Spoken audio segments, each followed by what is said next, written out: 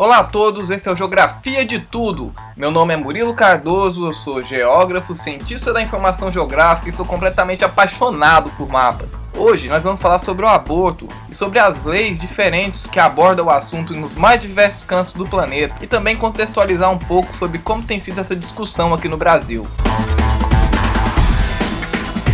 Existem diversas questões que interferem na proibição ou não do aborto. Seja elas a interferência da religião no Estado, a educação do indivíduo pautada na moral e nos bons costumes, seja lá o que isso for, as questões socioeconômicas e, é claro, a flexibilidade das leis em relação a esse assunto. Esse é o mapa temático das leis em relação ao aborto no mundo inteiro. Você está vendo aí diversas cores porque há mais do que liberado e não liberado. Existem também liberações parciais em relação ao aborto. Já olhando para esse mapa, a gente percebe que o hemisfério norte há uma incidência de maior liberação em relação ao aborto do que para o hemisfério sul.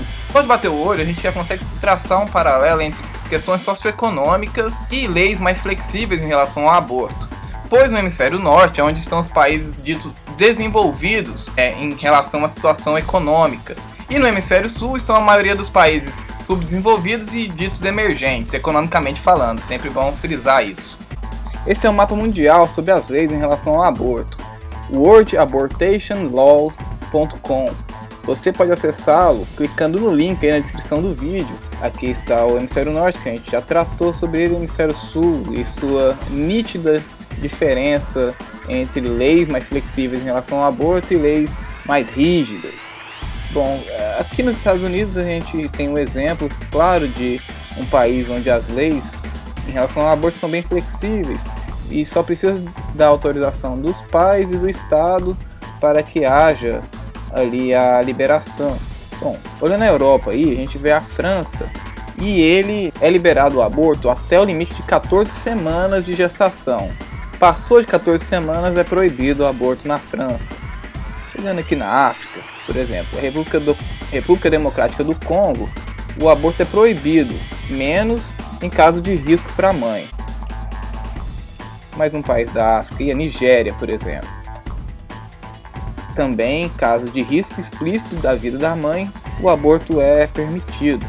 Já no Níger, por exemplo, o aborto é parcialmente permitido. Quando o feto é imperfeito, o aborto é permitido. A Índia, que nem a gente tinha falado, ele é parcialmente permitido, principalmente por questões socioeconômicas. É necessária a autorização dos pais, ou se o feto for imperfeito, ou em caso de estupros. Aqui na Indonésia, país em vermelho, também tem várias e várias restrições ao aborto, mas em alguns casos são permitidos. Feto imperfeito, risco de vida para a mãe, em caso de estupro, ou com autorização do casal. Bom, no Brasil, como a gente já sabe, o aborto é proibido, menos em questão de estupro ou em questão de risco iminente para a mãe. Ou seja, o Brasil está bem acompanhado aí em relação às leis sobre o aborto, junto com países como a Líbia, o Egito, o Irã, o Afeganistão e o Iêmen. Então, como é que isso tem sido visto aqui no Brasil? Como está a discussão em relação ao aborto aqui no Brasil? O panorama do Brasil hoje é o seguinte: 1 milhão de mulheres abortam no Brasil todos os anos. 220 mil desses abortos levam a infecções graves e perfurações no útero.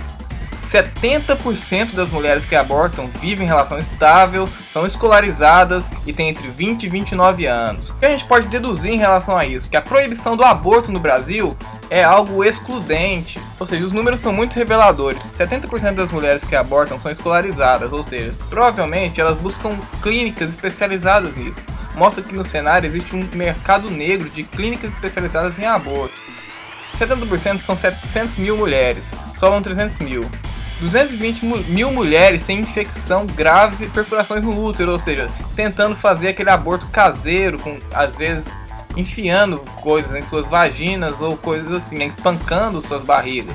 Mulheres que têm escolaridade, que têm um nível econômico estável, que têm um parceiro do lado, que estão ali entre 20 e 29 anos, elas conseguem abortar com segurança em clínicas clandestinas, mas que têm um respaldo médico. Já esses outros 30% de mulheres que não têm essas condições, elas vão ali tentar aborto de qualquer forma e vão sofrer algum tipo de dano, mesmo não conseguindo levar ao aborto, ou se conseguir levar ao aborto, vão ter ali perfurações graves no útero. Ou seja, será que a gente precisa de leis que proíbam o aborto no Brasil?